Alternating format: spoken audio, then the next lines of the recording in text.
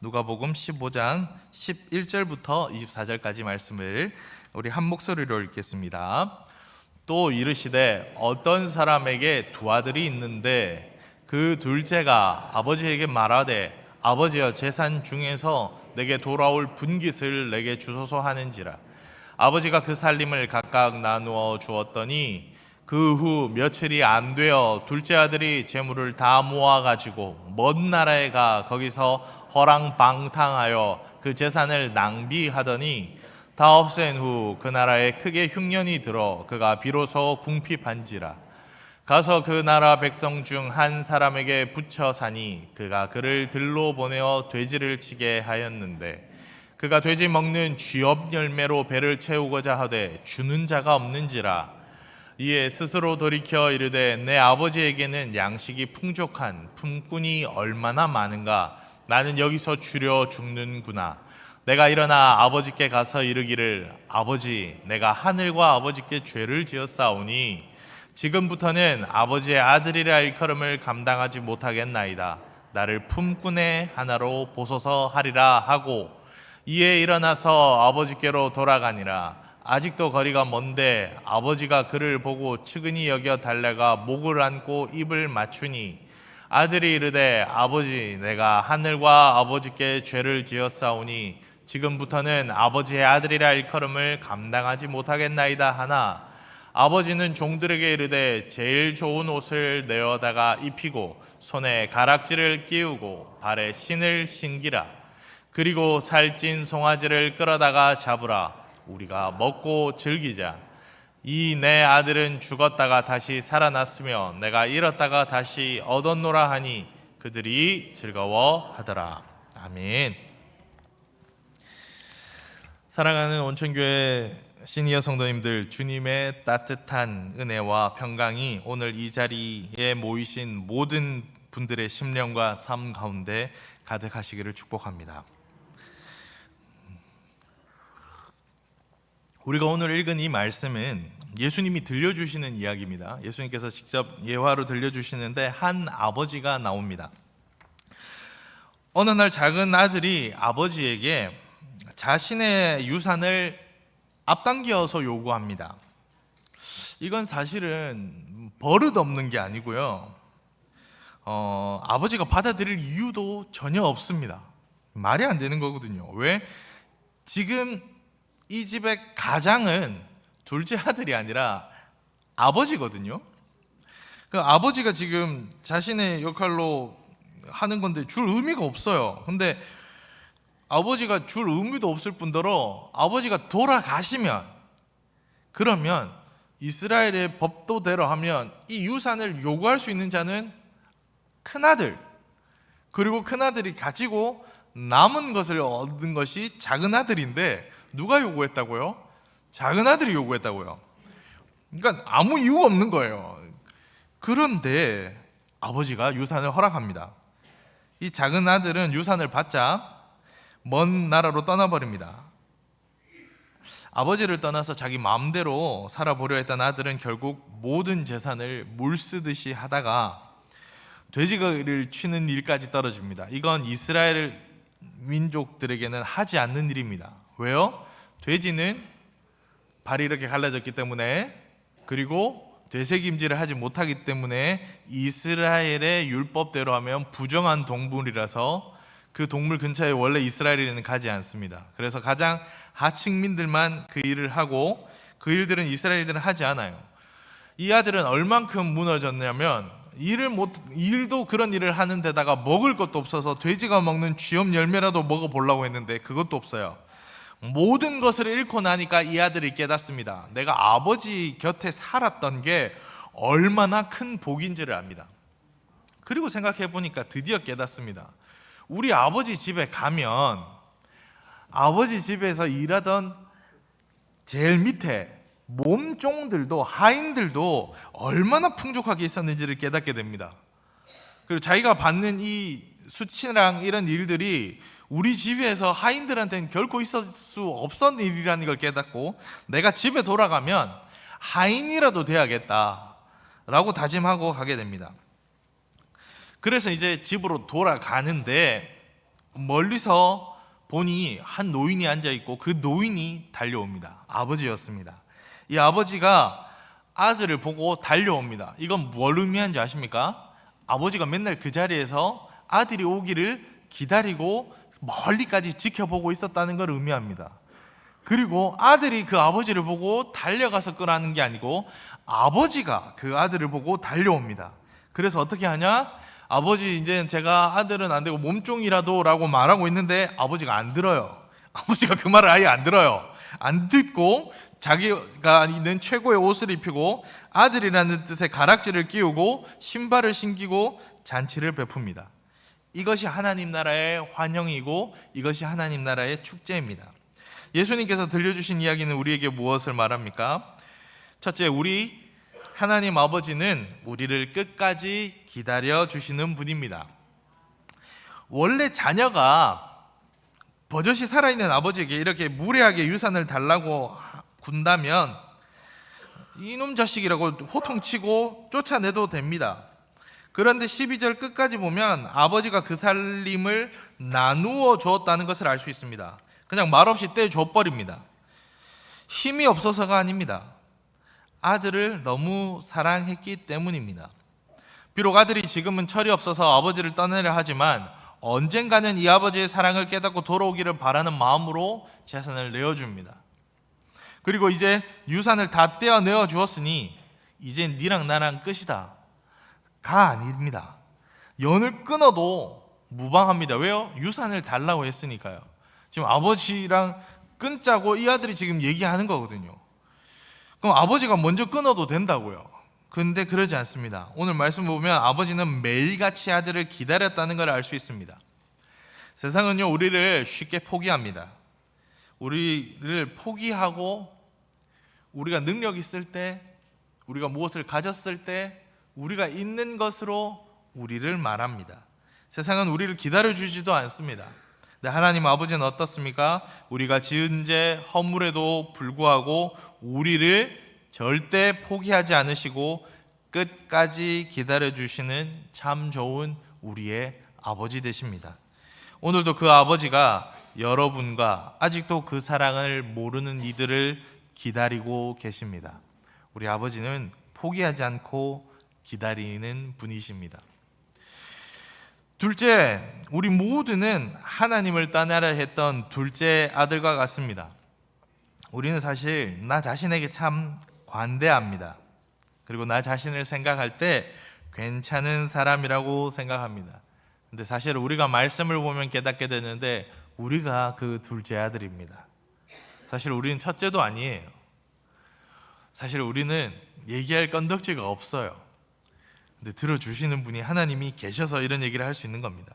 그 아들이 근데 아버지한테 뭐라고 얘기했다고요? 아버지 어차피 돌아가시면 저한테 주실 재산 아닙니까? 미리 제 몫을 떼어 주십시오. 참 괘씸한 말 아닙니까?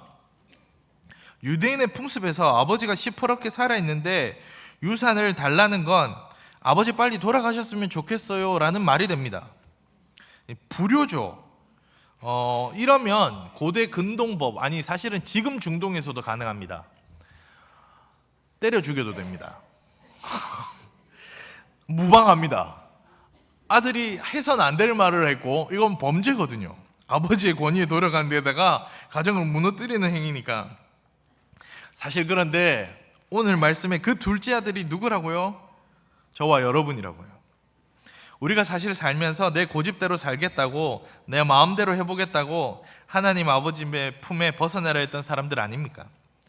하나님이 주신 생명, 건강, 물질을 마치 내 것인 양 마음대로 쓰며 살던 우리 허물 많은 모습이 바로 이 둘째 아들과 같습니다. 집에 꼭 있더라고요. 하는 집마다 하는 말마다 하나같이 문제인 사람. 집에 한둘씩 꼭 있어요. 그런데 그런 우리가 어떻게 변했냐면 세월의 풍파를 겪고 보니 아버지의 집이 얼마나 귀한 줄 압니다. 아들들이 군대 가면 철들어 오는 이유가 있어요. 철들고 돌아오면 또 똑같이 변하는 이유가 있어요. 왜? 엄마가 잘해주거든. 집에 오면 다시 빨래가 다 되어 있거든요. 여러분, 남자들이 군대 갔다가 자취하고 압니다. 수건은 돈 내고 사야 된다는 걸 그때 깨닫습니다. 뭔 말인지 모르시죠? 수건은 아마 죄송합니다. 몇몇 어르신들 분들 중에 이걸 모르는 분들이 있더라고요. 양말과 수건은 사야 됩니다. 이거는 집에 있으면 항상 있는 것처럼 느껴지지만 사야 되거든요. 그 자리에 가서 이제 세상의 풍파를 다 겪고 보니 그제야 아는 겁니다. 우리가 그렇습니다. 세상엔 그런데 모두 다 그렇습니다. 이 땅 가운데 모두 다 둘째 아들입니다. 하나님을 아직도 모르고 있는 자들이 우리 곁에 너무나 많이 있습니다. 이들에게 우리는 복음을 전해야 합니다. 그리고 우리가 그렇다면 우리는 하나님께로 돌아가야 합니다. 왜요? 하나님이 오늘도 여전히 우리를 기다리고 계시기 때문입니다. 그걸 깨달으면 돌아오게 돼 있어요. 모르면 가르쳐 줘야 돼요. 그래서 복음 전해야 됩니다. 그래서 오늘 말씀을 또 하는 겁니다. 우리가 바로 그와 같습니다. 코로나를 겪기 전에는요, 공기가 얼마나 귀한지 몰랐어요. 코로나를 경험하기 전에는요, KF21이 뭔지 몰랐어요. 요즘은 애들한테 물어보니까 비행기로 알고 있더라고요. KF21, 뭐 KF50, 뭐 이렇게 뭐 여기 쓰는 거 이거 잘 몰랐어요.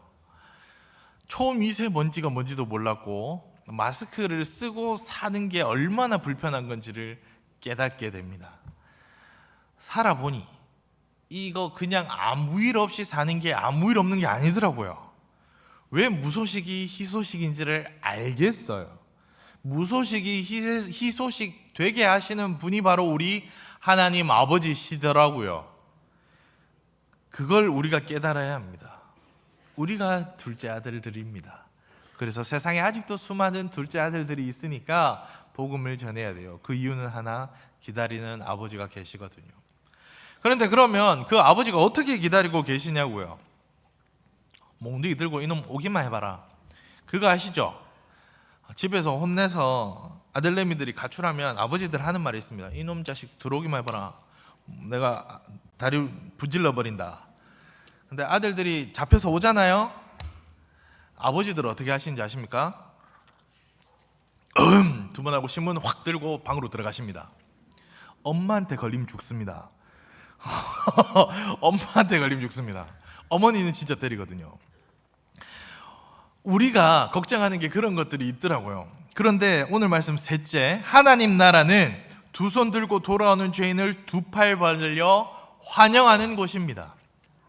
결국 오늘 말씀을 보면요, 둘째 아들은 먼 타국에서 재산도 다 잃어버려요. 지위도 잃어버려요.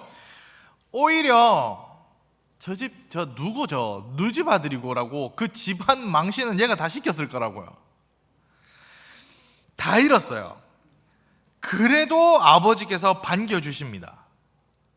이 아들도 돌아가는 이유가 하나 있는데, 내가 돌아가면 우리 아버지가 나를 내치지 않을 거라는 믿음이 있었어요.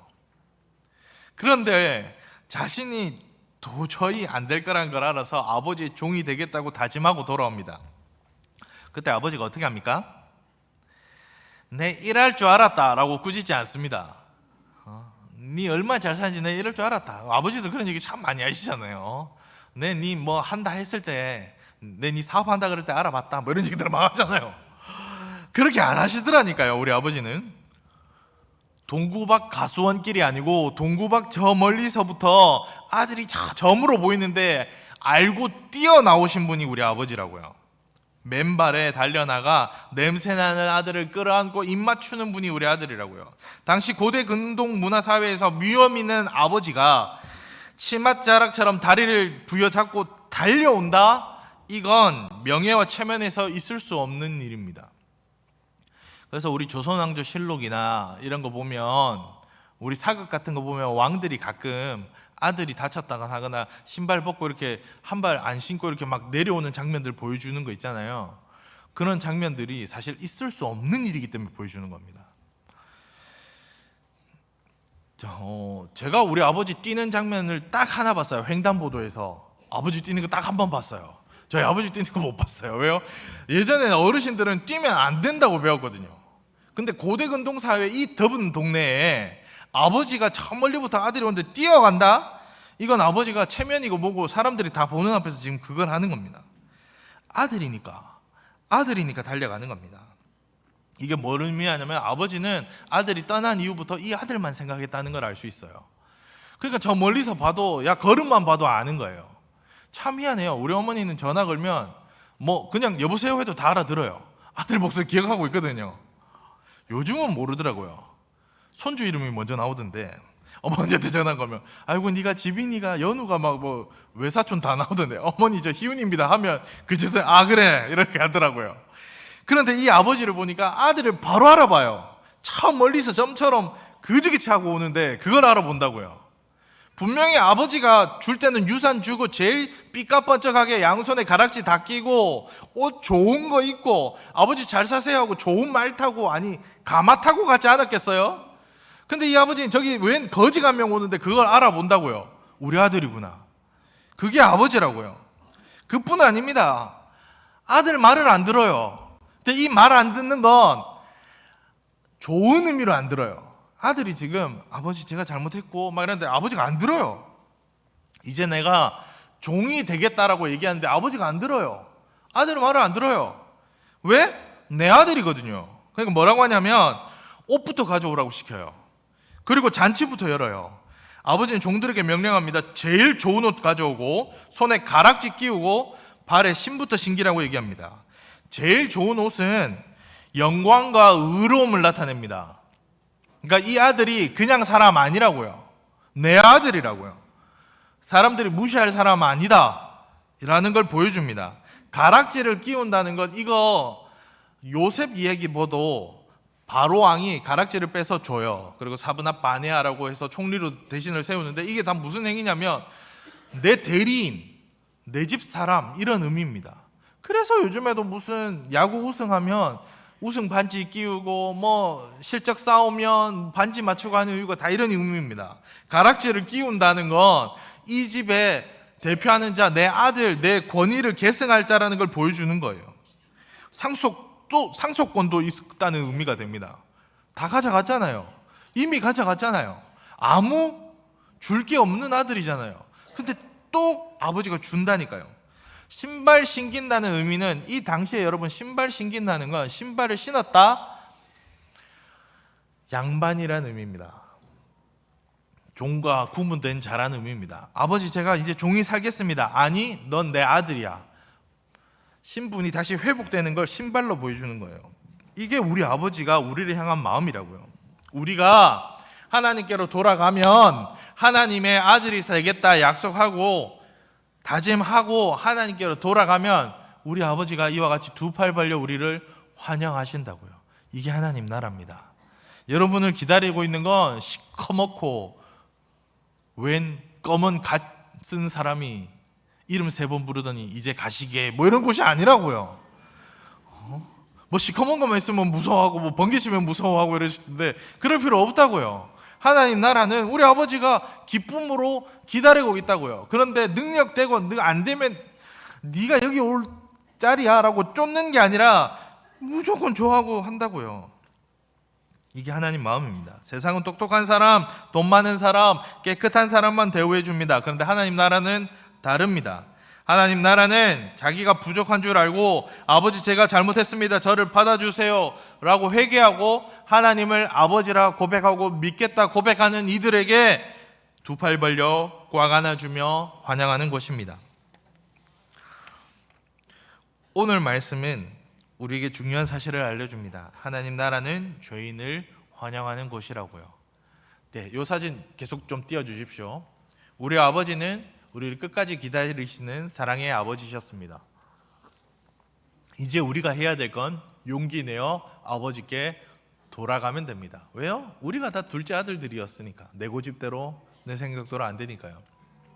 우리가 하나님께로 돌아갈 때 뭔 일이 있습니까? 왜 이렇게 다들 국가에서 뭐 보내는 것 같은데 완벽하게 회복된다고요. 주님께 돌아올 때 사실 좀 더 정확히는 완벽하게 회복될 뿐이 아니라 신분이 상승한 거죠. 아버지께로 돌아갔으니까. 근데 그 아버지가 우리를 그와 같이 한다고요. 근데 그 아버지가 뭐라고요? 우리에게 뭐라고 얘기한다고요? 어떤 과거라도 괜찮다. 어떤 모습이라도 괜찮다. 어떤 상황 속에서라도 괜찮다. 하나님께로 나오기만 하면 하나님은 품어주십니다. 무엇만 하면? 예수 그리스도를 믿기만 하면. 그걸 어떻게 얘기하는데요? 어떻게 할 수 있는데요? 세례 받으시면 됩니다. 그래서 우리가 이렇게 얘기하는 겁니다. 우리가 하나님께로 돌아가기만 하면, 믿기만 하면 구원받습니다. 어떻게 해요? 예수 그리스도를 믿기만 하면. 예수님이 지금 그 얘기하고 있거든요. 사랑하는 시니어 성도 여러분, 혹시 지나온 세월을 돌아보면 내가 참 허물 많지, 하나님 앞에 부끄러운 모습뿐이라고 자책하는 분들이 있습니까? 괜찮다고요. 구원받을 자격은 예수 그리스도를 믿으면 된다고요. 오늘 장로님들 문답하는 18분께 미리 말씀드립니다. 장로님들이 물으실 거예요. 네, 믿습니다 고백하고 나가시면 됩니다. 그리고 잘 모르겠다, 아리까리하다, 그럼 뭐라고 얘기하면 된다? 더 열심히 믿겠습니다 라고 얘기하면 된다고요. 왜? 하나님도 그러하시기 때문입니다. 하나님께로 나오면 됩니다. 근데 어떻게? 주님 품으로 돌아오시면 됩니다. 예수를 믿음으로요. 어떻게 해요? 이곳에 와서. 그럼 이제는 어떻게 할까요? 이제 아들이 어떻게 할까요? 돌아온 이유는 어떻게 할까요? 또 냅다 들고 나갈까요? 가락지 들고 나갈까요? 아니요. 아버지 집에 영원히 거하겠죠. 여기가 좋은 거 아니까, 인제는 아니까. 여러분의 삶이 그런 삶이 되기를 소망합니다. 매주 수요일 여기 왜 오십니까? 밥이 너무 맛있어서. 그 젊은 목사, 실실 잘 오는 그 목사 맨날 오면 너무 재밌게 얘기 잘해서 하나님 말씀 듣고 기쁨으로 나오는 것 아닙니까? 이것 하시는 게 우리가 살아가는 길입니다. 아버지의 품에 붙들고 살아가시는 것이 하나님의 은혜입니다. 이렇게 오시는 분들에게 부탁드립니다. 감히 부탁드립니다. 이 기쁨 3일 동안 열심히 품으시고 금요일에 나오시고 주일에 나오시고 새벽에 나오시고 기쁨으로 언제든 이곳에 나오시라고요. 항상 함께하는 우리 성도님들 되시기를 소망합니다. 항상 하나님과 동행하는 자 되기를 소망합니다. 남은 여생 동안 이 크고 넓으신 하나님 아버지 품 안에 참된 평안 누리시기를 소망합니다. 언제나 우리를 기다리시고 돌아오면 기뻐 안아주시는 그 좋으신 하나님 아버지의 사랑 안에서 날마다 천국 잔치의 기쁨을 누리며 살아가기를 소망합니다. 우리에게 돌아갈 집이 있다. 우리를 기뻐하시는 아버지의 집이 있다. 이것이 우리의 희망이 되고 소망이 되며 기쁨 되기를 소망합니다. 주님의 이름으로 살아가는 이와 같이 기쁨으로 살아가며 아직도 모르는 우리 주위의 둘째 아들들에게 이 좋은 소식 전하시는 우리 온천교회 시니어 성도님들 되시기 소망합니다. 다음 주에 그래서 세례 받으시는 분들 그렇게 함께 기뻐하는 시간들 되기를 소망합니다. 우리 함께 기뻐하며 다음 주에 함께 만납시다.